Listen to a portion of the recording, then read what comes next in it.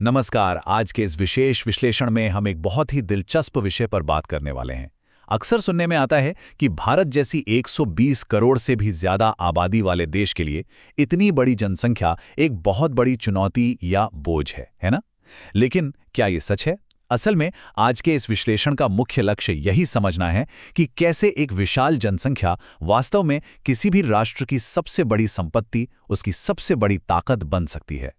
परीक्षा की तैयारी के नजरिए से भी ये कंसेप्ट समझना बहुत जरूरी है।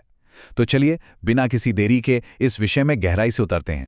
आगे बढ़ने से पहले जल्दी से देख लेते हैं कि आज हम किन 6 मुख्य बिंदुओं पर चर्चा करेंगे। संसाधन के रूप में लोग, दो दोस्तों की कहानी, आर्थिक गतिविधियां, शिक्षा की शक्ति, स्वास्थ्य का महत्व और अंत में बेरोजगारी की चुनौती। ये पूरा स्ट्रक्चर इस तरह से डिजाइन किया गया है कि परीक्षाओं के लिए इन जटिल आर्थिक सिद्धांतों को याद रखना एकदम आसान हो जाए। तो शुरुआत करते हैं हमारे पहले भाग से, संसाधन के रूप में लोग। यहाँ हमें अपना नजरिया थोड़ा बदलना होगा। एक बहुत ही बुनियादी सवाल उठता है, क्या एक विशाल जनसंख्या सिर्फ पेट भरने के लिए एक बोझ है या फिर देश को विकसित करने के लिए एक अविश्वसनीय संपत्ति? इसे ऐसे समझते हैं, मान लीजिए एक भारी भरकम मशीन खरीदी गई। अब अगर वो कुछ पैदा नहीं करती और बस रोज मरम्मत में पैसे खाती है तो वो तो एक बोझ ही हुई। लेकिन अगर वही मशीन बेहतरीन काम करे और मुनाफा दे तो वो एक बेहद मूल्यवान एसेट बन जाती है। मानव आबादी यानी इंसानों के साथ भी बिल्कुल यही सिद्धांत लागू होता है। लोग सिर्फ एक नंबर नहीं हैं। और यही से मानव पूंजी या जिसे हम ह्यूमन कैपिटल कहते हैं, उसकी बात आती है। आसान शब्दों में कहें तो मानव पूंजी उन कौशलों, ज्ञान और उत्पादक क्षमताओं का एक भंडार है जो इंसानों में एक सोचे समझे निवेश के जरिए विकसित किया जाता है। बिल्कुल वैसे ही जैसे बैंक में पैसा जमा करने या जमीन खरीदने से हमें भविष्य में रिटर्न मिलता है, ठीक उसी तरह नागरिकों की शिक्षा और उनके स्वास्थ्य पर आज किया गया निवेश कल देश के लिए बहुत बड़ा रिटर्न लेकर आता है। अब इन भारी भरकम शब्दों को असल जिंदगी से जोड़ने के लिए चलिए भाग 2 की तरफ बढ़ते हैं।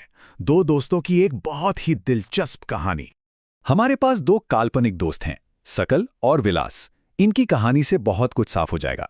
सकल के मामले में उसके माता पिता ने उसकी शिक्षा और स्वास्थ्य पर पूरा ध्यान दिया।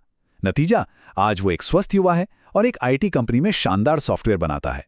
मतलब वो एक आर्थिक संपत्ति बन चुका है। वही दूसरी तरफ विलास है। विलास के परिवार में पैसों की बहुत तंगी थी। वो स्कूल नहीं जा पाया, उसे गठिया यानी आर्थराइटिस की बीमारी हो गई और अब वो मजबूरन वही पारंपरिक काम कर रहा है, मछलियां बेचना। शुरुआत में निवेश की जो कमी रह गई ना, उसने विलास की पूरी जिंदगी को संघर्ष में ढकेल दिया। इस कहानी से एक पुण्य चक्र या वर्चुअस साइकिल सामने आता है। ये कैसे काम करता है? देखिए, शिक्षित माता पिता अपने बच्चे की पढ़ाई और सेहत में निवेश करते हैं।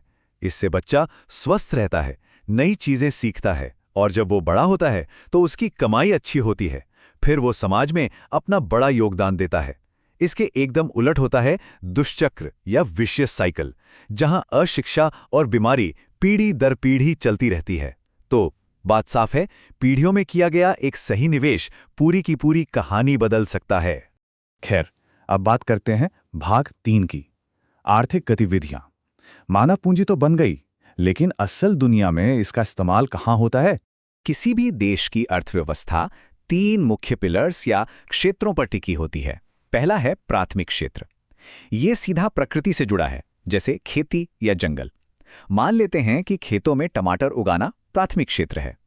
दूसरा आता है द्वितीय क्षेत्र, जहां उस कच्चे माल की प्रोसेसिंग होती है, यानी उन टमाटरों को फैक्ट्री में ले जाकर उनका बढ़िया सा केचप बनाना। और तीसरा है तृतीय क्षेत्र, यानी सर्विस सेक्टर।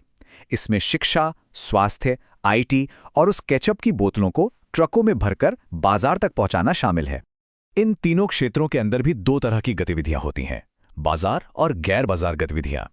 बाजार की गतिविधियां वो हैं जो पैसे या मुनाफे के लिए की जाती हैं और ये सीधे देश की राष्ट्रीय आय को बढ़ाती हैं। लेकिन गैर बाजार गतिविधियां आत्मोपभोग के लिए होती हैं, मतलब अपने ही इस्तेमाल के लिए। यहां एक बहुत दिलचस्प बात है। ऐतिहासिक रूप से महिलाओं द्वारा घर पर किए जाने वाले ढेरों काम को अक्सर आर्थिक रूप से कोई मोल नहीं दिया जाता, जबकि बाहर किए जाने वाले पुरुषों के काम को अर्थव्यवस्था का हिस्सा मान लिया जाता है। हालांकि अब ये स्टीरियोटाइप धीरे धीरे ही सही, लेकिन बदल रहा है। अब आगे बढ़ते हैं भाग 4 की ओर, शिक्षा की शक्ति। ये वो पहला और सबसे बड़ा निवेश है जो एक आम आबादी को मानव पूंजी में बदल देता है। शिक्षा का असर कितना जबरदस्त होता है, इसके लिए बस एक आंकड़े पर गौर करते हैं। 1951 में भारत की साक्षरता दर यानी लिटरेसी रेट महज 18% थी और 2010-11 आते आते ये छलांग लगाकर 74% हो गई। ये कोई छोटी बात नहीं है। ये साबित करता है कि देश में किए जा रहे प्रयास सच में काम कर रहे हैं। हाँ, ये बात भी बिल्कुल सच है कि पुरुषों और महिलाओं की साक्षरता दर के बीच आज भी एक अंतर बना हुआ है, जिसे भरने की पूरी कोशिशें लगातार जारी हैं। इस छलांग के पीछे सरकार के कई बड़े कदम हैं, जैसे सर्व शिक्षा अभियान, जिसने 6 से 14 साल के बच्चों की पढ़ाई पर जोर दिया। फिर मिड डे मील जैसी शानदार योजनाएं आईं। ये योजनाएं एक तीर से दो शिकार करती हैं। ये बच्चों को स्कूल में रोक कर भी रखती हैं और साथ ही उन्हें अच्छा पोषण भी देती हैं। इसके अलावा हर जिले में नवोदय विद्यालय खोलना और कॉलेजों में एडमिशन बढ़ाना, ये सब उसी दिशा में उठाए गए बेहद मजबूत कदम हैं। भाग 5 स्वास्थ्य और राष्ट्रीय विकास। शिक्षा तो मिल गई, लेकिन सेहत का क्या? शिक्षा के बाद मानव पूंजी बनाने का दूसरा सबसे बड़ा पिलर है हेल्थ। सीधी सी बात है ना, अगर काम करने वाले लोग लगातार बीमार रहेंगे तो वो देश के लिए प्रोडक्टिव कैसे हो सकते हैं? यहां एक नंबर बहुत कुछ कहता है, 68.3 वर्ष। ये भारत की सुधरी हुई औसत जीवन प्रत्याशा यानी लाइफ एक्सपेक्टेंसी है। एक समय था जब ये मुश्किल से 36 साल हुआ करती थी। उम्र का ये बढ़ना एक सीधा और साफ संकेत है कि देश में लोगों के जीवन की क्वालिटी बेहतर हुई है और एक संपन्न आबादी आकार ले रही है। लेकिन स्वास्थ्य क्षेत्र में सफलताओं के साथ साथ कुछ चुनौतियां भी हैं। दोनों पहलुओं को निष्पक्ष रूप से समझना जरूरी है। बड़ी सफलता यह है कि शिशु मृत्यु दर, जो 1951 में 127 थी, वो 2016 तक गिरकर सिर्फ 37 रह गई।